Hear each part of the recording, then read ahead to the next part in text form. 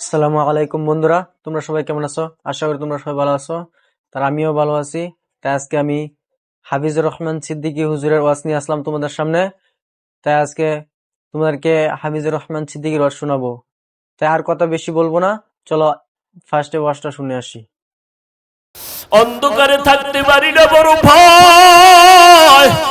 এর যুবক, একটু মাথাটা নত করে চিন্তা কর।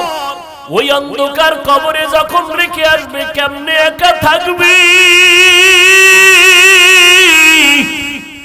যেই কবরে ডানে বামে মাটি, অন্ধকার, কোনো বিছানাও নাই। ওরে নবীর কথা মিথ্যা মনে করিস না রে যুবক, আল্লাহর কোরআনটাকে মিথ্যা মনে করিও না রে বাবা। লক্ষ লক্ষ নবীরা মিথ্যা কথা বলেন নাই, লক্ষ লক্ষ সাহাবায়ে কেরাম মিথ্যা বলতে পারেন না, কোটি কোটি ওলামায়ে কেরামরা মিথ্যা মনে বলতে পারেন না। ও যুবকেরা, আমাদের তো কোনো আমলই নাই। যাদের আমল ভালো, তাকওয়া ভালো, সাহাবায়ে কেরাম এত বেশি আমল করিয়াও কেন তারা জীবনভর কান্না করলেন কবরের ভয়ে? সেই হিসাবে তো তোমার আমার কান্না কইরা চিৎকার দিয়া মইরা যাওয়ার কথা। অথচ কপাল খারাপ, একবারও বাবার জন্য এক ফোঁটা চোখে পানি আসলো না রে যুবক। মায়ের বিরহে এক ফোঁটা কান্না আসলো না। এত পাষাণ হৃদয় কেন হইলা রে বাবা? এখনো পারলে দুইটা চোখ বন্ধ করে আমার মাওলারে অন্তর দিয়া ডাকো, আর মনে মনে বলো, হে মালিক, এই ময়দানে আমার মতো গুনাহগার কেউ নাই রে আল্লাহ। আমার গুনার খবর আমার মা জানে না, ভাই জানে না, ভাই বোনেরা জানে না, আমার স্ত্রী সন্তানেরা জানে না।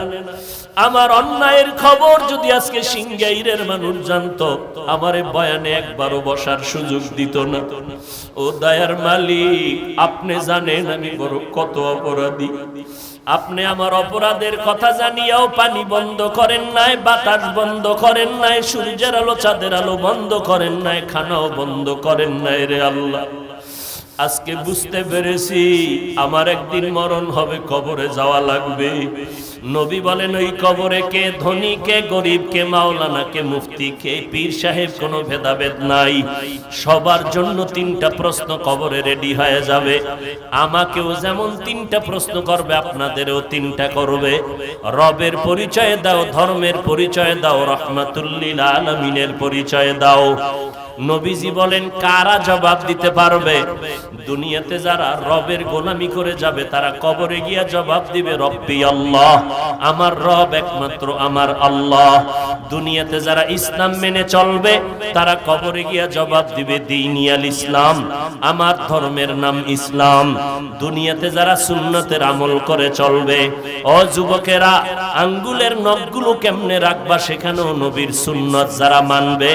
মাথার চুলগুলো কেমনে রাখবা, সেখানেও নবীর সুন্নত যারা মেনে চলবে। জুতা দুইটা পায়ে পরার সুন্নত আছে যারা মানবে। বাথরুমে কেমনে ঢুকবেন বের হবেন, সেখানেও নবীর তরিকা যারা মেনে চলবে। কবরে যাওয়ার পরে নবীরে দেখাইয়া বলবে, চিনুনি। যারা নবীর সুন্নতের পাগল আর আশিক, নবীর একটা নজর দেখা মাত্র চিনে ফেলবে। ডাক দিয়া বলবি, নি তো আমার সে মায়ার নবী, যেই নবীরে না দেখে টুপি পরেছিলাম, দাড়ি রেখেছিলাম, মা বাবার খেদমত করেছিলাম, ওলামায়ে কেরামের কথায় নামাজ পড়েছি। আল্লাহ সাথে সাথে গাইবি আওয়াজ দিয়া বলবেন, রে ফেরেশতা, আমার বান্দাটারে আর কষ্ট দিও না। দুনিয়াতে আমার বান্দা আমার মোহাব্বতের কারণে খাইতে পারে নাই, ঘুমাইতে পারে নাই। যখন সবাই ঘুমায় গেছে, পশু পাখি ঘুমায় গেছে, নদীর মাছও ঘুমায় গেছে, আমার এই আশেক বান্দা তখন ওযু বানাইয়া যায় নামাজটা বিছাই আমার আল্লাহর জিকির করেছে। ওই গভীর রজনীতে আমি আল্লাহকে আল্লাহ বলে ডেকেছে। আমি আল্লাহ পাকের মুহাব্বতে বান্দা ঘুমায় নাই। এখন আর দেরি না করে কবরে বেহেশতের বিছানাটা দাও, জান্নাতের সাথে রাস্তা বানায় দাও। 3.5 হাত কবরটাকে বড় একটা বালাখানা বানায় দাও। আমার বান্দা এখন ঘুমাবে কিয়ামত পর্যন্ত। নবী আফসোস করে বলেন, দুনিয়াতে যারা রবের গোলামি করবে না, আল্লাহর দ্বীন ইসলাম মানবে না, নবীর সুন্নাত মানবে না, এই সমাজে একদল কপাল পোড়া আছে, চূড়ান্ত কপাল পোড়া, নিজেও নামাজ পড়ে না, যারা নামাজ পড়ে তাদেরকেও পছন্দ করে না, নিজেও পর্দা করে না, যারা পর্দা করে তাদেরকেও পছন্দ করে না। এমন কপাল পোড়া, নিজেও মোনাজাতে কান্না করে না, যারা কান্না করে তাদেরকেও পছন্দ করে না, নিজেও পর্দা করে না, হালাল খায় না, যারা হালাল খায় তাদেরকেও পছন্দ করে না, নিজেও মসজিদে যায় না, যারা মসজিদে যায় তাদেরকে পছন্দ করে না, নিজেও নবীর সুন্নাত মানে না, যারা মানে তাদেরকেও পছন্দ করে না, নিজেও আল্লাহর জিকির করে না, যারা জিকির করে তাদেরকেও পছন্দ করে না। এমন গুনাহগার তওবা না করিয়া যদি কবরে যায়, তিনটা প্রশ্নের একটা জবাবও দিতে পারবে না। নবীজি বলেন, তখন আমার আল্লাহ গায়বী আওয়াজ দিয়া রাগান্বিত হয়ে বলবেন, এই নাফরমানের আর কোনো সুযোগ দিও না। দুনিয়াতে আমি কম সুযোগ দেই নাই। আমার দেওয়া পানি, আমার দেওয়া বাতাস, আমার দেওয়া সূর্যের আলো, চাঁদের আলো, মাছ, আমার দেওয়া জমিনের ফসল, গাছের ফল খাইয়া কত বড় নিমক হারাম, একবারও আলহামদুলিল্লাহ বলে নাই। ওলামায়ে কেরাম পায়ে ধরে ধরে নামাজের কথা বলতো, এক বেলার নামাজে মসজিদে যায় নাই। এখন আর সুযোগ দিও না, কবরে জাহান্নামের বিছানাটা দিয়া দাও, জাহান্নামের সাথে রাস্তা খুলে দাও। কবরে জাহান্নামের আগুন একটা না, দুইটা না, 70 থেকে 99টা সাপ কবরে আসবে। আল্লাহর নবীকে আল্লাহ পাক বলতেছেন, নবী জানায় দেন, সর্বশেষ আমার আল্লাহ কবরের মাটিকে ডেকে বলবেন, এ কবরের মাটি, এই বেঈমান আর নাফরমানের দুই পার্শ্ব থেকে জোরে জোরে চাপ দাও। এত জোরে মাটি চাপ দিবে, পাজরের হাড়গুলো চুরমার হয়ে যাবে। অনেকে কবরের আযাব বিশ্বাস করে না। আল্লাহ মাঝে মাঝে কত কবরে আগুন দেখায় দেয়, কত কবরে সাপ বিচ্ছু ধোঁয়া দেখায় দেয়। আবার এই বাংলাদেশেই প্রমাণ আছে, কত কবরের লাশ 30 বছর পর্যন্ত তাজা ছিল, কাফনে কোনো দাগ লাগে নাই। ও আল্লাহর বান্দা, যত কবরে আযাব হলো বেনামাজিদের কবর, আর যত কবরের লাশ তাজা পাওয়া গেল সব হলো নামাজিদের কবর। হেদায়েতের মালিক আল্লাহ। ইন্নাস সামআ ওয়াল বাসারা ওয়াল ফুআদ কুল্লু উলাইকা কানা আনহু মাসউলা। আল্লাহ তাআলা বলেন, চোখের বিচার হবে, কানের বিচার হবে, অন্তরের বিচার হবে, পালাবার কোনো সুযোগ নাই। এবার বলবে, আল্লাহ আমার বিবেকের যদি বিচার করো, তোমার কাছে আমার একটা আবদার আছে। যেই মা বাবার কারণে আজ আমি বেনামাজি হইলাম, বেপরদাওয়ালা হইলাম, কোরআন পড়তে পারলাম না, ও আল্লাহ আমার মা বাবায় যদি একটু চেষ্টা করতো তো আমি পারতাম।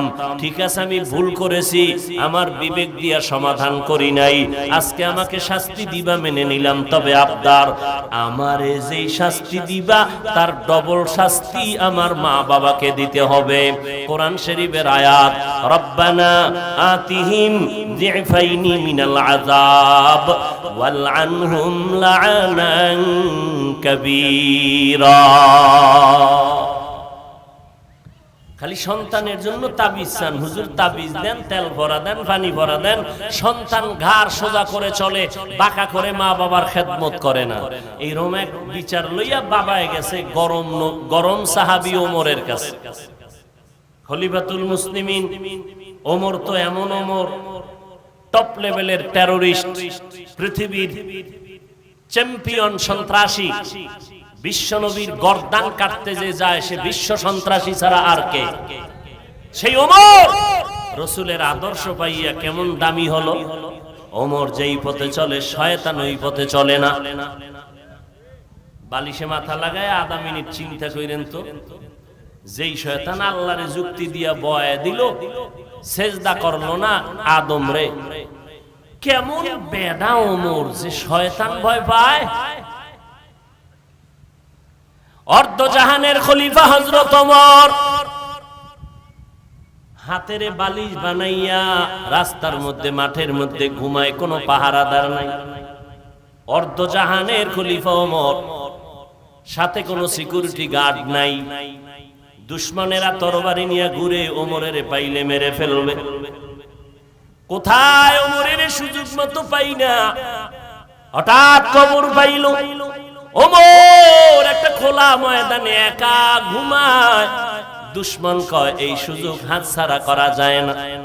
তরবারিটি নিয়ে যখন দুশ্মন আগাইল, এক কদম সামনে যায়, 5 কদম পেছনে যায়, অন্তরে ভয় আর ভয় আর ভয়। ওমরের কাছে কোনো অস্ত্র নাই, এরপর দুশ্মন কেন ভয় পায় বুঝি না। আমরা হুজুরেরা ফকিন্নির দল, আমগো টাকা নাই পয়সা নাই, মাদ্রাসা চালাই, দুনিয়া মানুষের আমগো দান সৎকা করে, আমাদের জাকাতের টাকা দেয়। তো বন্ধুরা, আমরা তো শুনতেই পারলাম আমাদের অন্ধকার কবরে কি আযাব হবে, কিভাবে অন্ধকার কবরতে বাঁচতে হলে কি করতে হবে, সেটা তো আমরা হুজুরের মুখ থেকে শুনলাম। হুজুরে বলল যে আমরা যদিও নামাজ পড়ি না, যে নামাজ পড়ে তাকে আমরা ভালোবাসি না, সেটা করা যাবে না। আর আমরা দাড়ি রাখি না, কারণ যে দাড়ি রাখে তারাও দাড়ি রাখলে আমরা দেখতে পারি না। যে ভালো কাজ করে আমরা ভালো কাজ করি না, কিন্তু তাদেরকে আমরা ভালোবাসি না। এরকম মানুষ যদি তওবা না করে যদি মারা যায়, তো হুজুরের মুখ থেকেই তো শুনতে পারলাম আমরা যে ও 3টা জবাব থেকে একটা জবাবও দিতে পারবে না। তখনই আল্লাহ তাবারক তাআলা রাগান্বিত হয়ে তখনই বলবে ফেরেশতাদেরকে, ওকে তোমরা সুযোগ দিও না, কারণ আমি দুনিয়াতে কম সুযোগ দেই নেই, ও সুযোগ পায়াও সুযোগটা কাজে লাগাই নাই, তো এখন ওকে পাকড়াও করো। তো বন্ধুরা, আমরা যদি অন্ধকার কবরে আযাবতে বাঁচতে চাই, তাহলে আমাদের কি করতে হবে? আমল করতে হবে। তো হুজুরে আমাদেরকে এই কথাটাই বুঝাইতে চাইছিলেন অতক্ষণ ধরে। তাই আমরা আজকে থেকে সবাই 5 ওয়াক্ত নামাজ পড়বো, আর মানুষের ভালো কাজের জন্য আদেশ করব, মানুষকে খারাপ কাজের থেকে নিষেধ করব। কেউ যদি খারাপ কাজের থেকে নিষেধ করতে চায়, আমরা বাধা দিব না। খারাপ কাজ বন্ধ করতে হবে, ভালো কাজের জন্য আদেশ করতে হবে। তা আমরা আজকে বহুত কিছু শিখতে পারলাম। তো তোমাদের কাছে এই ভিডিওটা কেমন লাগলো? যদি ভালো লাগে থাকে তা আমার চ্যানেলটাকে সাবস্ক্রাইব করে দিও, পাশে থাকা বেল আইকনটাকে দাবিয়ে দিও, যে ভিডিও ছাড়ার সঙ্গে সঙ্গে তোমার কাছে চলে যায়। তো ভিডিওটা কেমন লাগলো তোমরা দয়া করে কমেন্ট করে বলে যাবে। আর দ্বিতীয়তে কার ভিডিও দেখতে চাও সেটাও কমেন্ট করে বলে যাবে। এই চ্যানেলে তোমরা ওয়াজের ভিডিও দেখতে পাবে, তোমরা পরবর্তী ভিডিওতে কার ওয়াজ শুনতে চাও সেটা বলবে। তো আজকে এখান ধরেই, আল্লাহ হাফেজ।